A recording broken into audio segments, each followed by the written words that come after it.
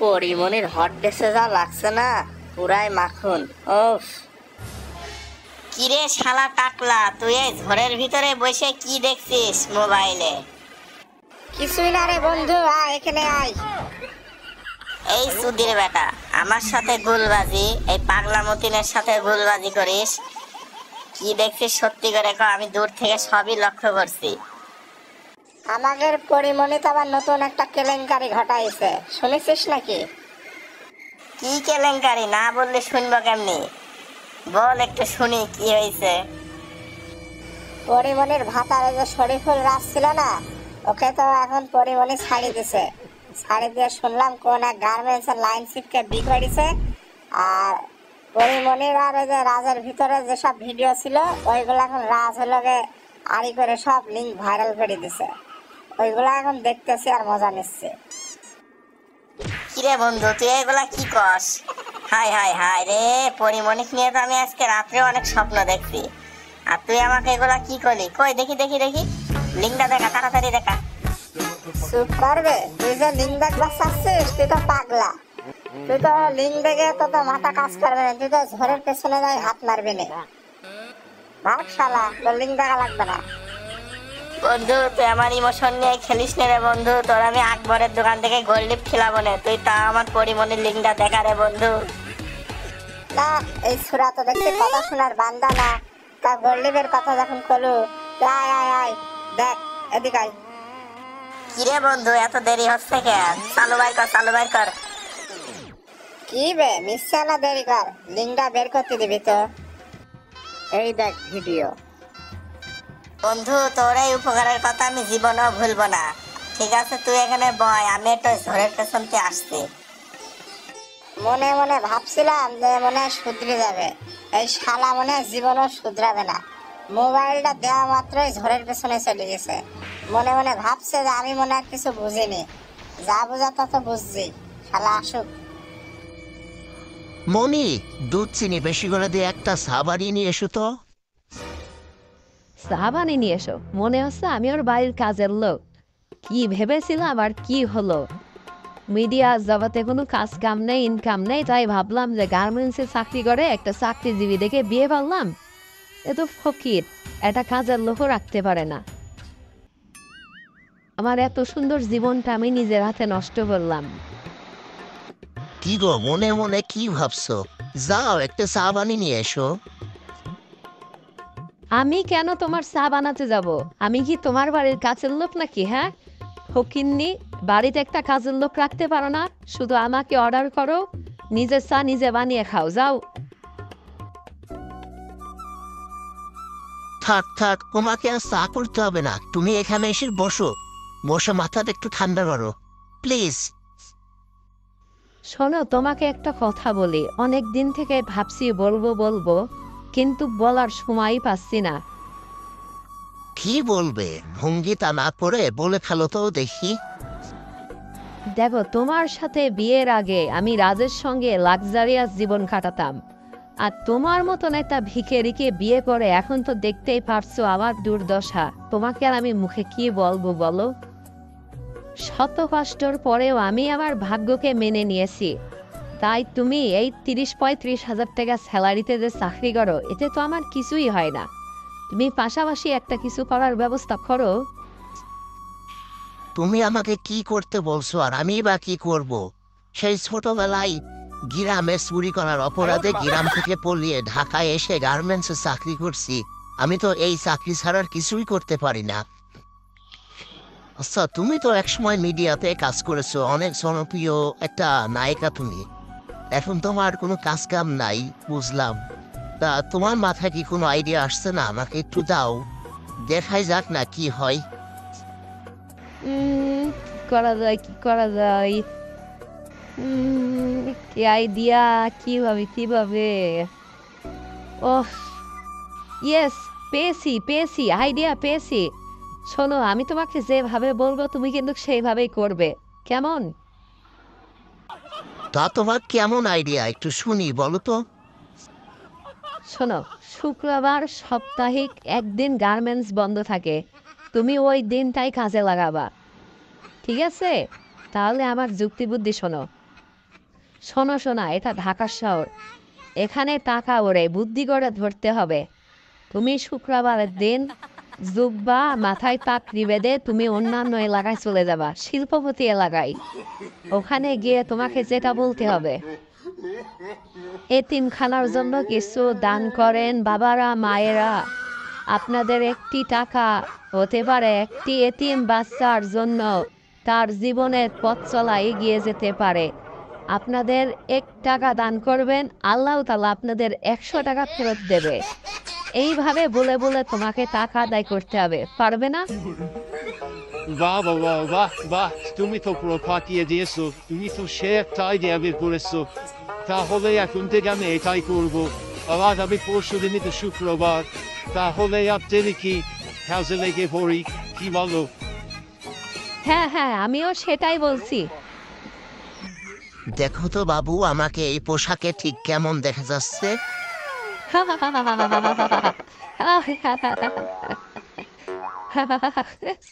Just looking like a wow, তুমি গোপ কেটে ফেলেছো, অসাধারণ লাগছে তোমাকে।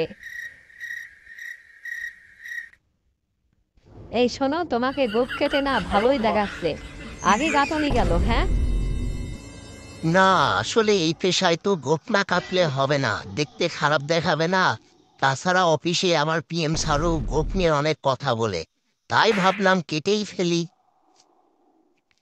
হ্যাঁ হ্যাঁ, খুব ভালো করেছো। এখন দেরি না করে বেরিয়ে পড়ো তো দেখি।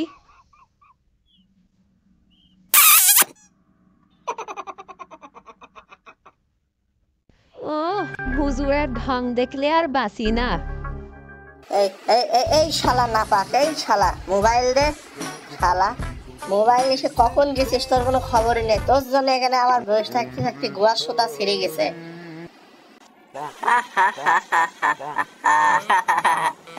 শালা টাকলা, তুই আমাকে কি জিনিস দেখালি রে বন্ধু? হায় রে, তোর তো গোল্ডি ব্যাগ টানারে তোর পুরো 1 প্যাকেট তোর পাওনা হয়েছে। আচ্ছা, শুক্রবারের দিনকে ওই পার্কে একটু দেখা করিস, তোর আমি গোল্ডিপ খাওয়াবো না। এখন পকেটে টাকা নেই রে বন্ধু।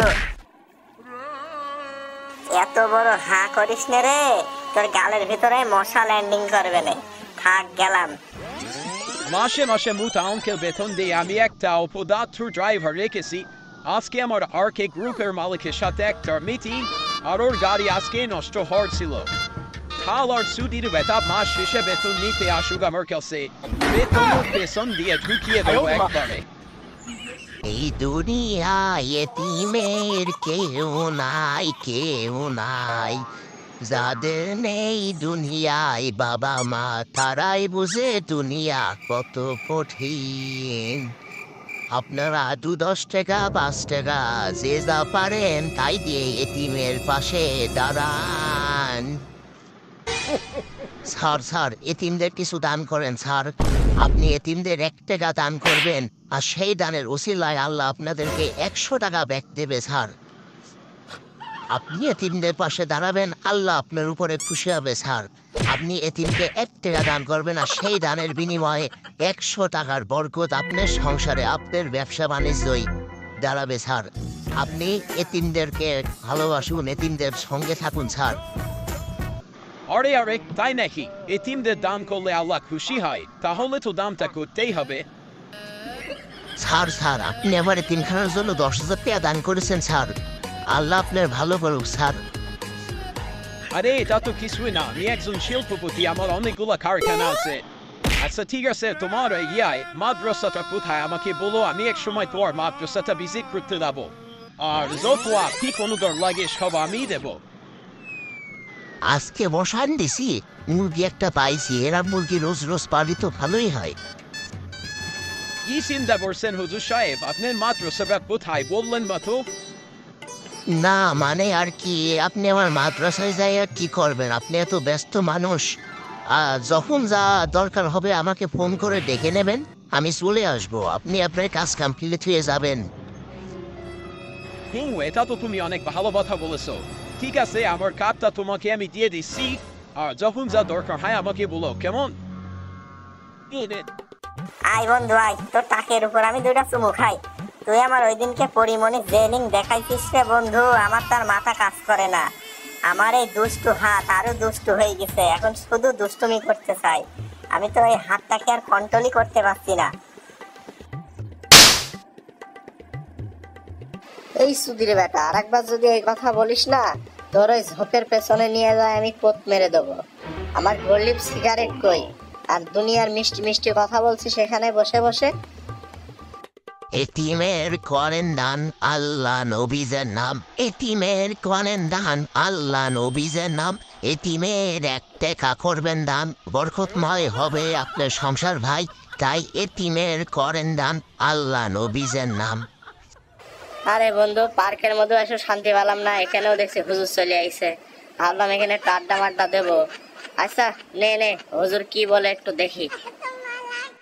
বাবারা, তোমরা তো ইয়ং জেনারেশন, তোমরা তো জাতির জনক, তাই তোমাদের দানই আল্লাহ বেশি কবুল করবে। বাবারা, তোমরা যদি 1 টাকা দান করো, তাহলে আল্লাহ তোমাদের ওই 1 টাকার বিনিময়ে 100 টাকা তোমাদের সংসারে বরকতময় করবে ইনশাআল্লাহ। বলো শোনো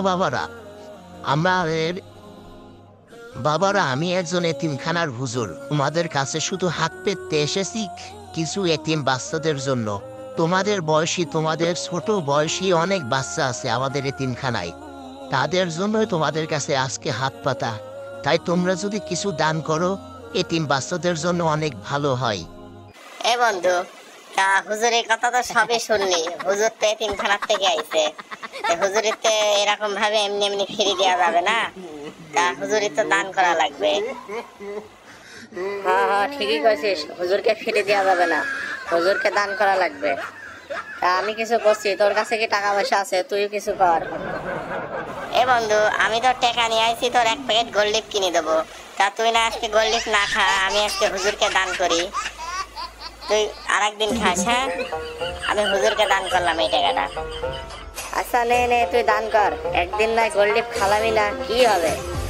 ভালো কাজে দান করবো, তুই আবার জিজ্ঞাসা করা লাগে নাকি? তুই নিঃসন্দেহে দান করে দে। এই যে হুজুর, এই যে ধরেন আমাকে 2 বন্ধুর টাকা, আর আমাদের এই 2 বন্ধুর জন্য একটু বেশি বেশি দোয়া করে দেবেন, আর আমার এই বন্ধুটার জন্য আরো বেশি দোয়া করবেন।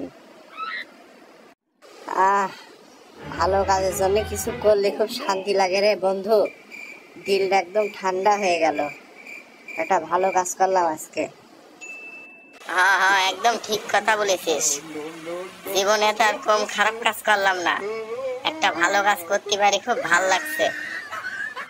একদিনে 51,690 টাকা ইনকাম, ও আমার তো সেই ভালো লাগছে। এমন ভাবে চলতে থাকলে তো আমরা খুব তাড়াতাড়ি বড় লোক হয়ে যাব, তাই না বলো? হ্যাঁ, তুমি ঠিকই বলেছো, অল্প দিনই বড় লোক হয়ে যাব। আচ্ছা ঠিক আছে, আমি এখন ফ্রেশ হয়ে আসি, তুমি আমাকে খেতে দাও। হ্যাঁ, কি ভাবি, শুধু ভাইয়ের জন্য খাবার বানালে হবে? আমরা আসলাম, আমাদের জন্য খাবার বানান। আরে আরে, কে আপনি? এইভাবে বাসার ভিতরে ঢুকে পড়েছেন যে, আপনাকে ঢুকতে দিল কে? Crime branch special force inspector Rana. ও স্যার, আপনি এসেছেন, আগে বলবেন না যে আপনি? বসুন, আপনি দাঁড়িয়ে আছেন কেন? এই স্যারের জন্য খাবার বারো ডাইনিং এ, স্যারকে কিন্তু না খাইয়ে ছাড়বই না। আর স্যারকে বলো পুরো 1 লাখ টাকা স্যারকে দিব, স্যার যেন মামলাটা এখানেই শেষ করে দেয়। কেন তুমি বলতে পারছো না? আমাকে দিয়ে বলাচ্ছ? তুমি কি করতে আসো? আরে তুমি ম্যানেজ করো বিষয়টা, স্যারকে দেখো একটু পটাতে পারো কিনা। যদি পটে দেয় তাহলে তো ভালোই হয়, আমাদের 2 জনের জন্যই। আমি আপনার জন্য খাবার বাড়ছি, আপনি কিন্তু না খেয়ে যেতে পারবেন না। স্যার, আমি বুঝেছি আপনি কি চাচ্ছেন, আপনি যেটা চাচ্ছেন সেটা পাবেন স্যার। আপনি এখন খেয়ে নেন, আর আমি গিয়ে রুমটা গুছিয়ে আসি, আর আপনাকে যাওয়ার সময় 1 লাখ টাকাও দেওয়া হবে। আপনি প্লিজ মামলাটা এখানে শেষ করে দিবেন। আচ্ছা ম্যাডাম, আপনি কি বুঝেছেন? আমি আপনার কাছে কি চাচ্ছি আমি ঠিক বুঝতে পারলাম না। স্যার, আপনি লজ্জা দিবেন না, আমি বুঝেছি যে আপনি আমার সাথে রুমে যাবেন, সমস্যা নেই, আপনি সাথে আমি রুমে যাব, সমস্যা নাই, কিন্তু স্যার মামলাটা প্লিজ দেখবেন। চুপ করুন, আপনাদেরকে ধরবো বলে পুরো 1 মাস ধরে পাগল সেজে ঘুরে বেড়াচ্ছি আমি। এখন চলুন শ্বশুর বাড়ি, একটু আপ্যায়ন করার সুযোগ দেন, পেছন দিয়ে যখন গরম ডিম দেব না তখন সব বুঝতে পারবেন শ্বশুর বাড়ির আপ্যায়ন কত মজা।